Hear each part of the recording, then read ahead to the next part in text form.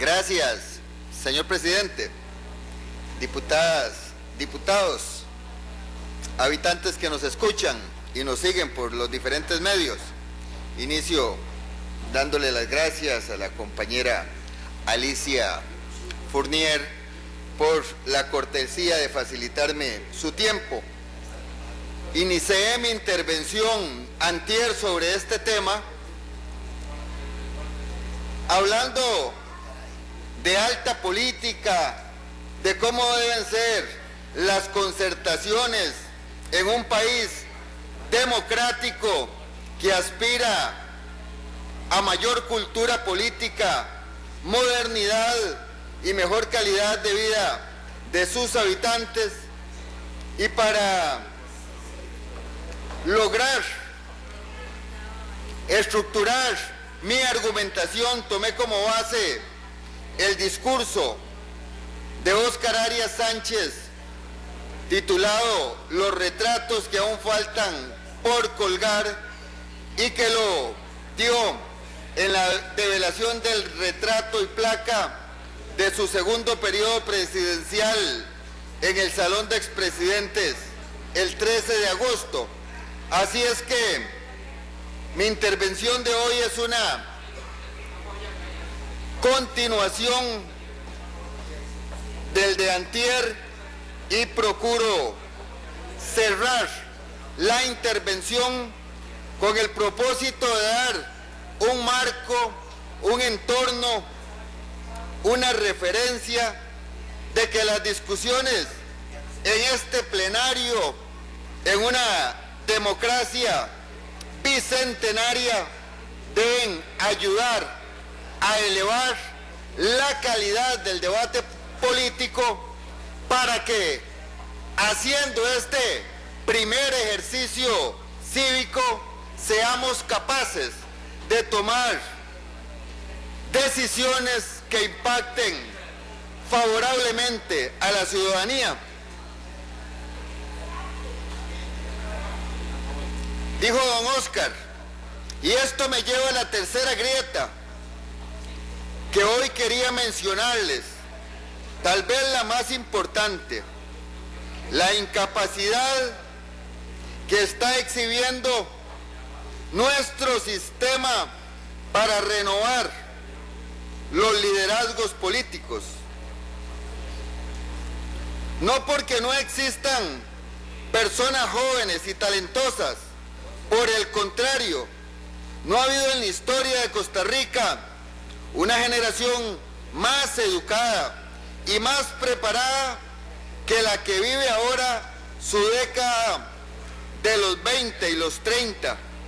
Es una generación sensible y sensata que discute ideas en blogs y redes sociales, que es activa en grupos civiles y de voluntariado, pero que es terriblemente reacia a entrar formalmente en la política. Concluye esta idea don Óscar de la siguiente manera: la verdad es que yo no culpo a esa juventud. El cálculo de incentivos inclina la balanza en contra de la participación en la vida pública. Al problema de los bajos salarios se le suma ahora el temor de ser lapidado por algún pseudoescándalo. La expectativa de vida de una cara nueva en la política costarricense ronda los 18 meses. Y este país es demasiado pequeño para darse el lujo de quemar figuras a esa velocidad. Tarde o temprano se quedará sin gente para llenar un gabinete, una papeleta legislativa, un gobierno cantonal, una junta directiva. Tarde o temprano acabará por darse cuenta que el recurso humano es un bien que debe protegerse en la política, quizás más que en otras áreas. Este llamamiento es a la vez una fuerte llamada de atención a todos los actores políticos que muchas veces hacemos del linchamiento al adversario el método de acción política. ¿Y cómo lo hacemos? Con verdades a medias, con injurias, con difamaciones, descalificando subjetivamente al rival sin entrar a defender argumentos cuando las pasiones exceden los razonamientos, cuando lo visceral prevalece sobre lo cerebral, cuando el revanchismo político es la prioridad en las estrategias para lapidar o destrozar al adversario político. Y nos cuesta entender que una de las crisis de la democracia, y lo viven todos los partidos políticos, es que el liderazgo político es escaso, lo echamos de menos, nos hace falta renovar cuadros, abrir espacios, que exista mucha gente competente para cargos públicos en todos los niveles, de todos los partidos. ¿Y cuál es la realidad del liderazgo político? El doble discurso de aquellos fariseos, hipócritas o desconocedores que traten de desprestigiar que una persona se incorpore activa y militantemente en la vida pública. Debemos entender que este no es un elemento nuevo en esta sociedad, sino que es la norma a través de la historia. El liderazgo político es materia escasa. El liderazgo político debe promoverse. El liderazgo político debe auspiciarse, especialmente en los sectores jóvenes. Y no lo vamos a lograr cuando únicamente hacemos acopio a temas morales para descalificar al adversario. Gobernar es educar. La docencia política es una obligación de todas y de todos. La libertad de expresión es un derecho constitucional y aquí muchos hemos ejercido la docencia en diferentes áreas y la libertad de cátedra se defiende como uno de los grandes principios. Y por supuesto que si algún diputado interpreta que los temas del presupuesto es una suma resta, es aritmética, es finanzas, está en su derecho de interpretarlo así. Pero la interpretación política del presupuesto es mucho más amplia. El presupuesto es una expresión financiera de decisiones o programas políticos.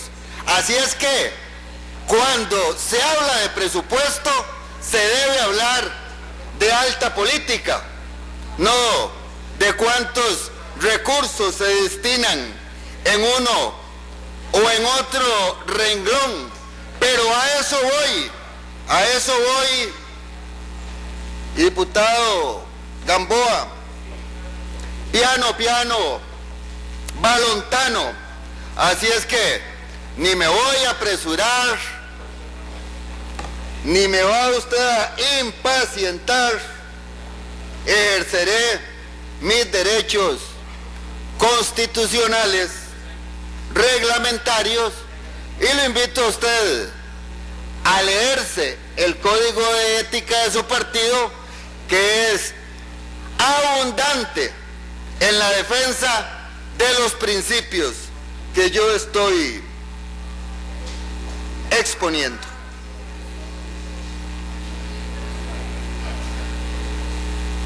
Continúo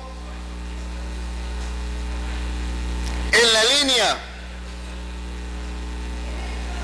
de animación del tema medular en una democracia. ¿Por qué la gente desiste de participar? Y la obligación que tenemos para que se entienda la política con realismo y para que participen activamente la mayor parte de los ciudadanos en el servicio público. ¿No es esto acción ciudadana? ¿No es esto acción ciudadana de lo que estoy hablando? La acción ciudadana en liberación tiene 60 años.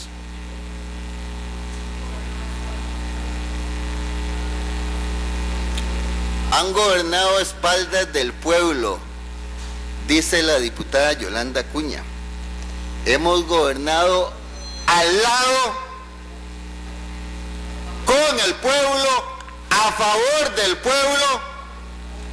Le dimos el sufragio como el instrumento genuino para que la democracia respete los resultados en las urnas.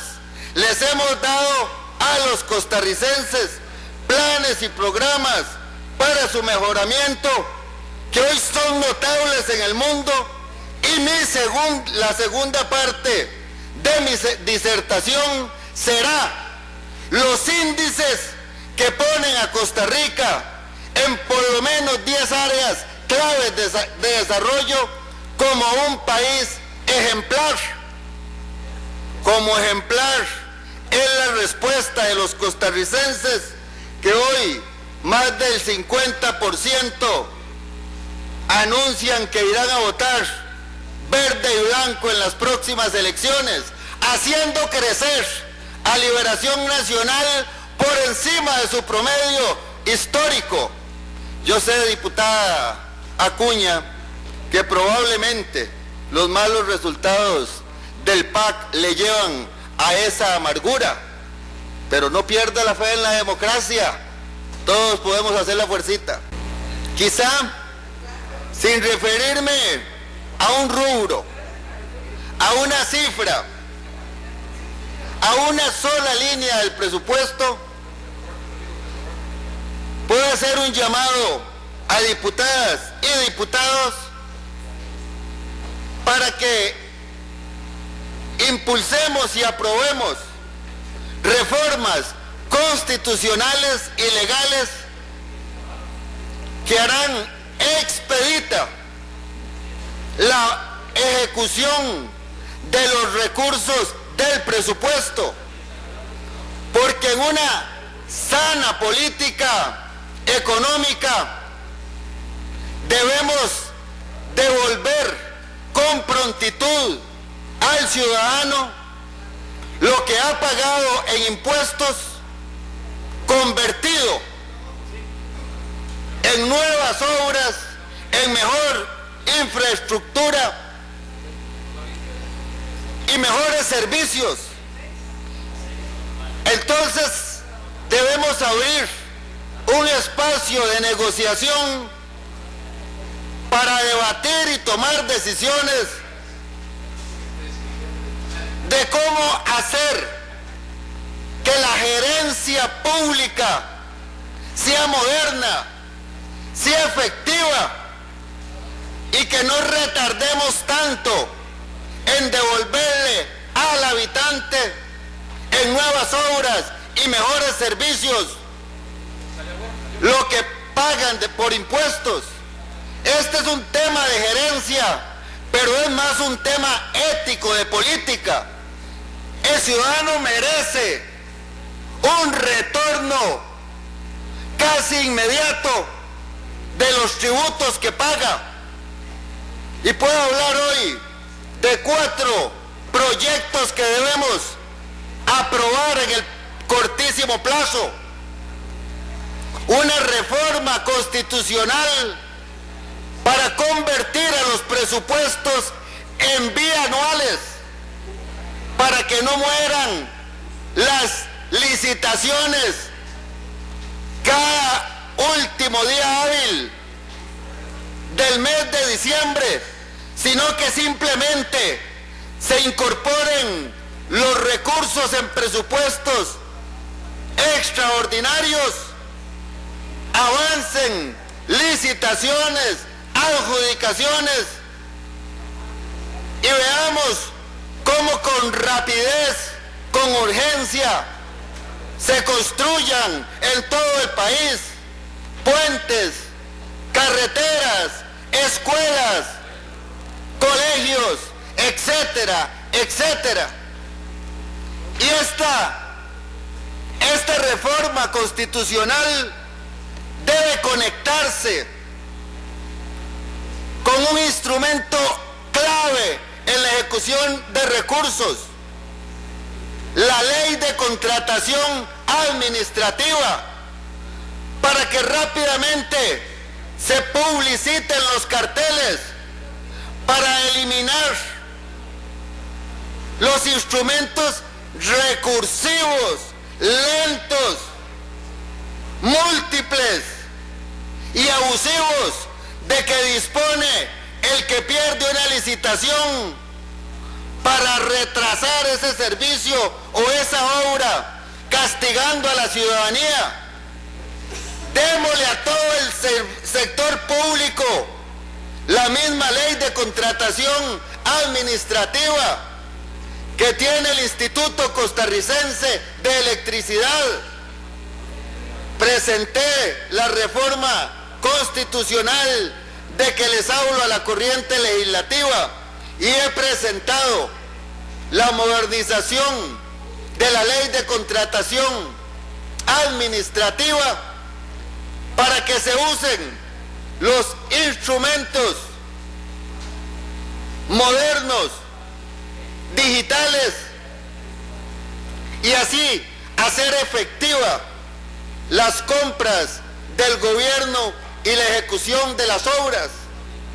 Hay una tercera ley que dictaminamos esta misma semana en la Comisión de Jurídicos. ¿Cuál es? La ley de expropiaciones. ¿Qué busca? Busca que cuando se declara un inmueble de interés público, porque por ahí va a pasar una carretera, porque ahí se va a construir una estación de trenes o un hospital, con el avalúo existente se le pague a la persona en 2 meses.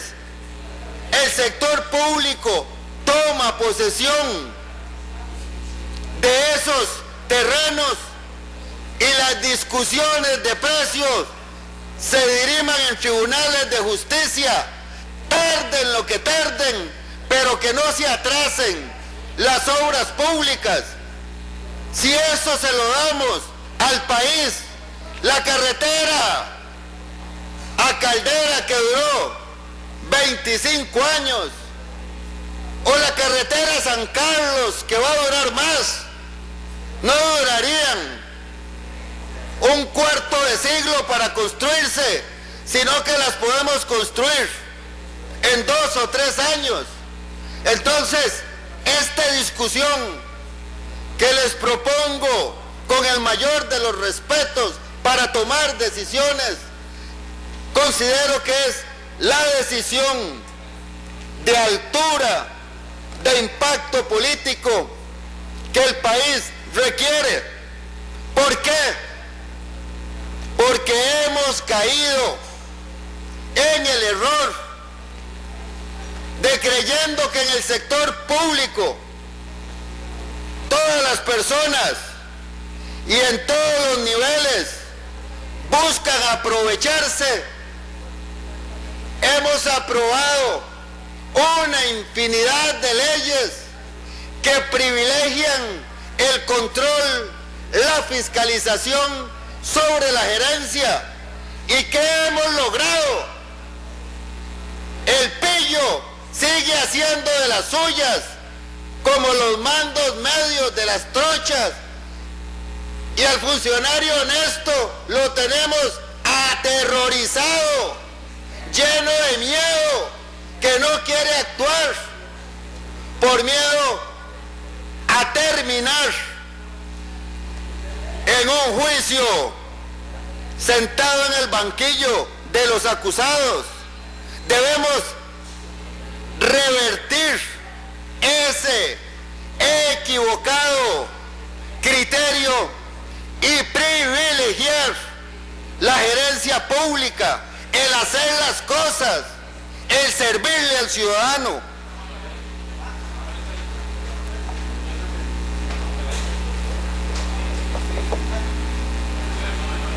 Asertivo como es el expresidente Arias, convoca a los jóvenes y dijo en esa noche: hoy quisiera aprovechar este espacio para hacer un llamado más a esa generación de jóvenes que se encuentra al margen de la política. No se dejen vencer por los cínicos y los demagogos. No se dejen vencer por los que hacen del debate público un lodazal. Como dije al principio, la política es un oficio agotador, pero es también la más poderosa herramienta para transformar la vida. Si tenemos claro, como lo tuvo don Pepe, que el fin de la política es el mayor bienestar para el mayor número. Señor presidente,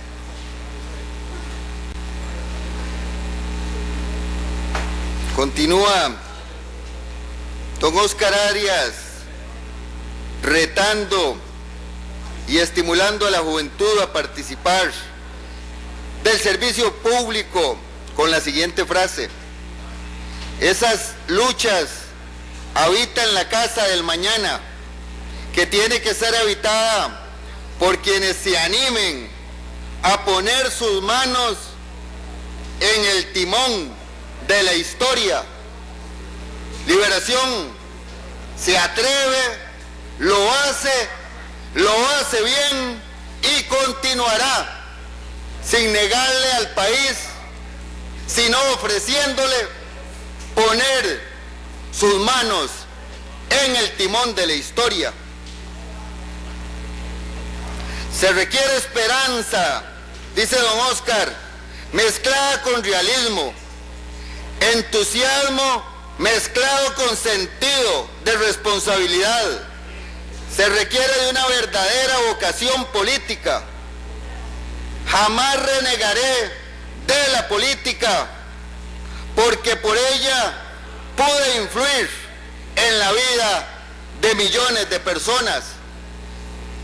Hay algunos que han hecho de su método político renegar de la política, denigrando esta actividad cívica que debe ejercerse con entrega, con entusiasmo, con convicciones y con honestidad. Al igual que don Óscar Arias, la fracción de Liberación Nacional, preparada para el debate de los temas públicos y financieros, le dice al país: jamás renegaremos de la política, porque por ella Liberación Nacional ha influido positivamente 60 años en la vida de la patria y muchas luchas nos quedan por dar, porque don Pepe nos enseñó que la lucha es sin fin. Muchas gracias, señor presidente.